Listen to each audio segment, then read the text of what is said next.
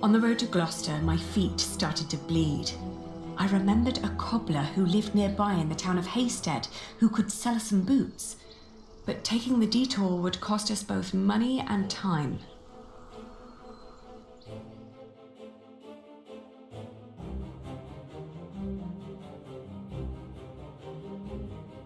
The cobbler was a quiet man with little love for children. When I asked for a pair of his cheapest boots, he stared at me, trying to measure my query's worth. Then he lifted his finger and pointed at a pair that would cost us more than half of what we had.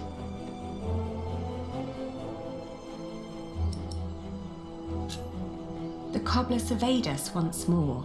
He took in Richard's sword while listening to the impatient but uncommon way I talked.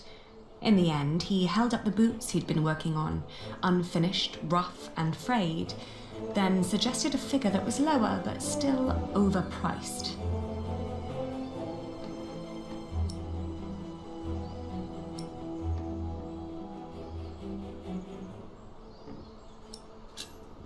When I removed my clogs, the cobbler caught sight of my tortured feet.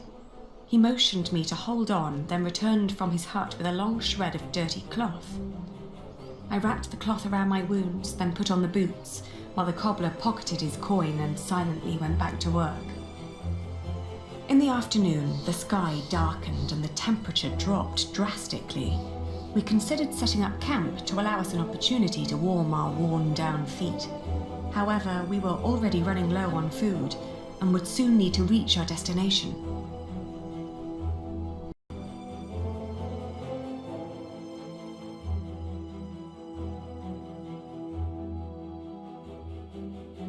Richard had been silent for a while when I offered him our last piece of bread.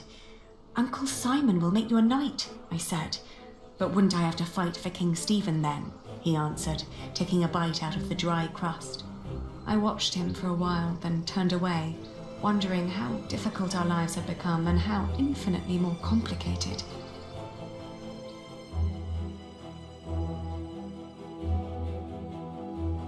In the hills, there are a lot of poor, small holdings. We asked a shepherd for directions to Huntley. "It's just down the road," he answered. I thanked him and gave Richard a hopeful push.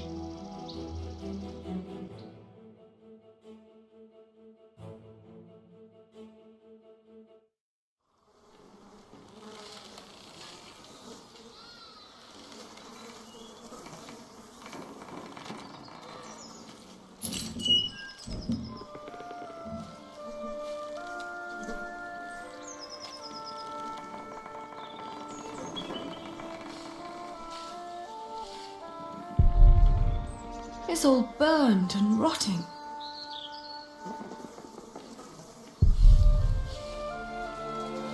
Auntie and Uncle must have left some time ago.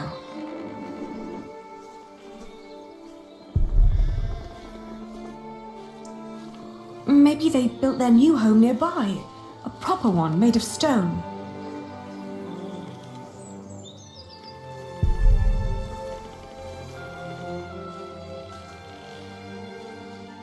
They always had coin enough for a stone house anyway.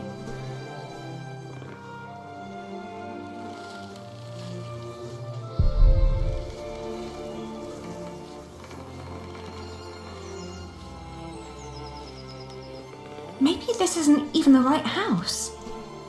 It is. How would you know? It's been a long time since we came here with Father. These houses all look alike. Shut up, Ali, please. They're gone. Probably killed. Whatever happened to them? We will never find out. It's over. There's no place for us to go.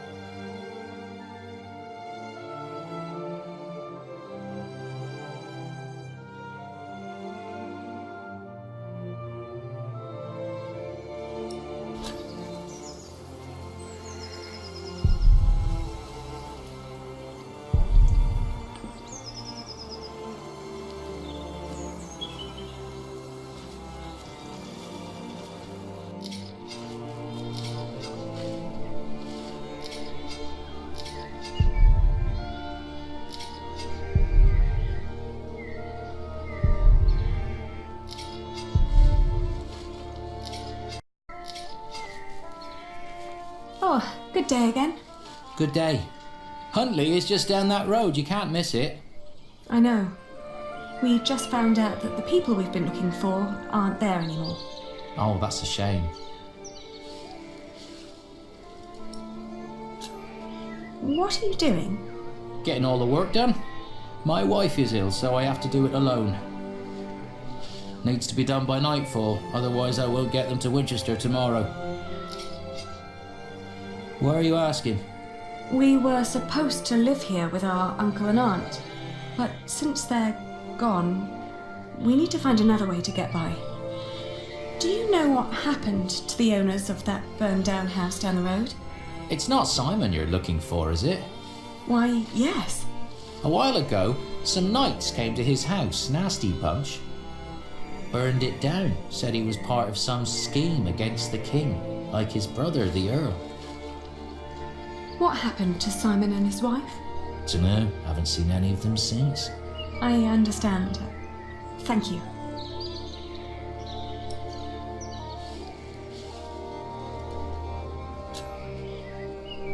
We could take the wool to Winchester for you. You could stay at home and look after your wife while we sell your stock. Well, that would be kind of you. But I couldn't trust you to negotiate the right price and bring the money back safely.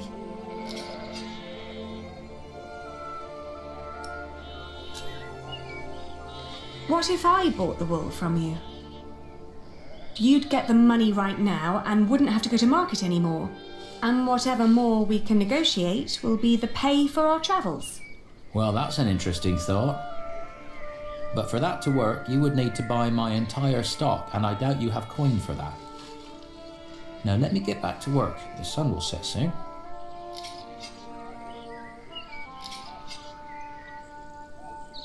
How much for one sack? Just name your price. £1.50.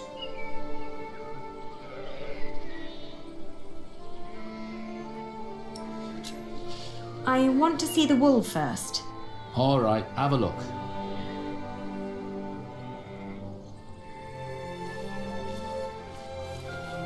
Let's see.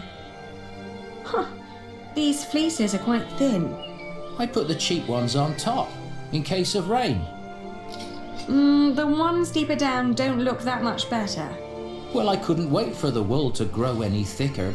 My family is hungry and weak. I had to shear my sheep early this year. All right.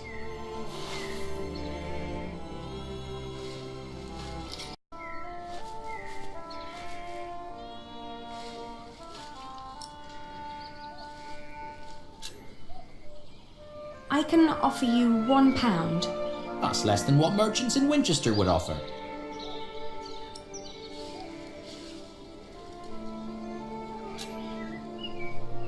You can't expect me to pay as much as a merchant would. Why not? Look, I'm not only offering you money here, but also the chance to stay here with your wife. You wouldn't have to worry about your wool anymore, because that would be my problem then. But it'll only work if I can sell everything for more than I paid you here. You're smart. Well, all right. It's £1 per sack. Here. I'll finish shearing old Mabel here, then bring out the rest I've got. Maybe you also want to talk to the other shepherds around here. They might want to sell too. Ah, all right. Thank you. By the way, there's a man looking for you. He came by just shortly after you. I told him you went to Huntley. What man? Dunno. Brown scruffy hair, beard, black horse. Could be he rode right past you. That old hut is not easy to find. Shall I give him a message if he turns up again? Tell him we left Huntley for good. I will. Now let me get those sacks for you.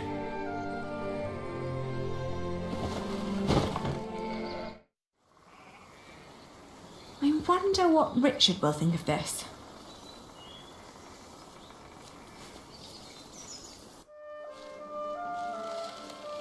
What did we do wrong, Ali? Why is God punishing us?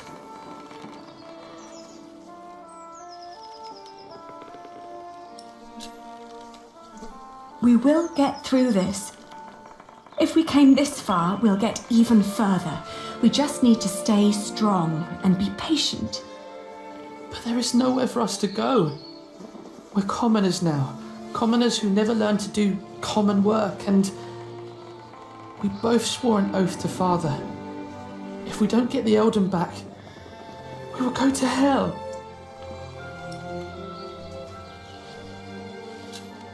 We could become wool merchants. What do we know about wool? We know from Meg that a lot of shepherds complain about their walk to Winchester. What if we did that for them? And what about me becoming a knight? Uncle Simon's not the only one who'd take you as a squire. If we collected enough money, we could pay another knight to teach you. It might work. Right? We've had some bad luck till now, but surely not everyone is a fiend. It'll take some time, but we should be able to gradually increase our income. All we need to do is have a lot of patience and pray to God. Richard! Lord Hamley caught me riding the horse you stole from him. He told me before I take you back, I can have some fun with you. Get away from him!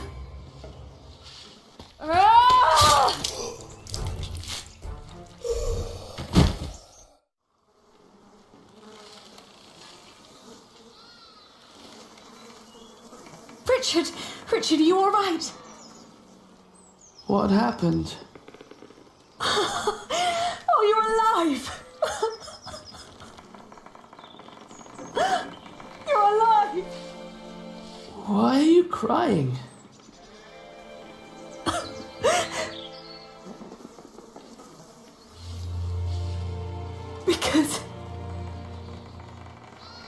Because we are both alive.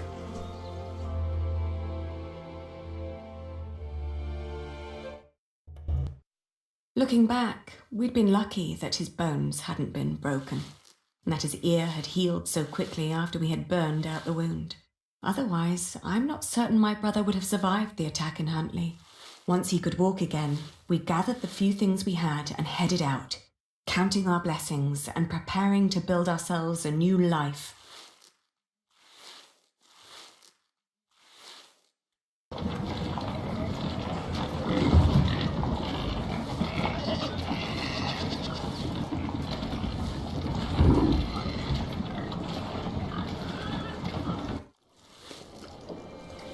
How's your wound doing? Don't worry, I'm fine. May I ask what you're planning to do with all that wool?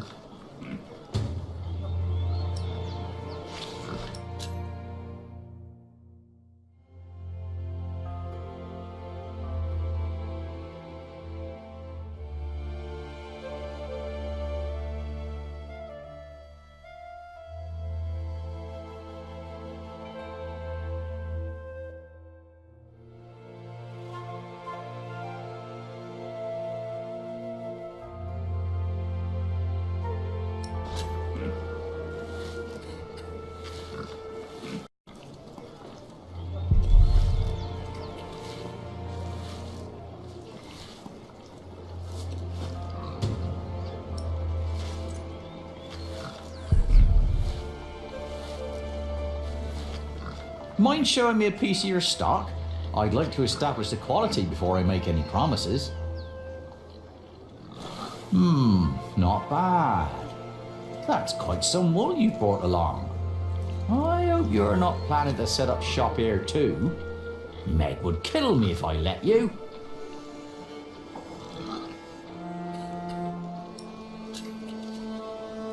We came to sell this wool to you, not to compete with you.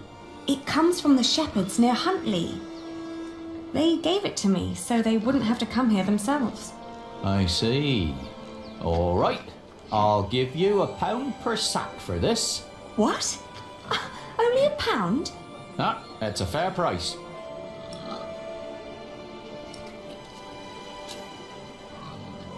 But that's what I paid the shepherds. This doesn't even make up for the cart, taxes and travelling. Oh. Then you've made a bad business decision. What? I can't pay for your mistakes, can I? You have to handle that yourself. Ali, let me handle this.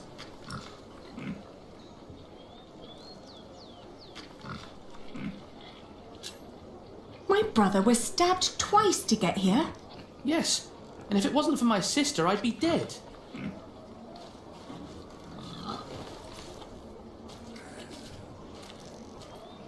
Your money would not only pay for the war, but also fund our fight to reclaim our earldom. If you pay us more, I shall never forget that courtesy. More greatly repay you once I'm back in charge of shiring. I may even allow you sole access to our own wool production. That's a lofty promise. And it would hardly cost you. So, you two are the son and daughter of the Earl of Shiring? We are. But you're just children. We will make coin, and I will become a knight fighting for glory and honour until the king grants us back our noble inheritance. That may all be very well, but I can't pay you more than what I already offered. Then I'll prove that the wool's quality is worth the price. Just let me look at it once more.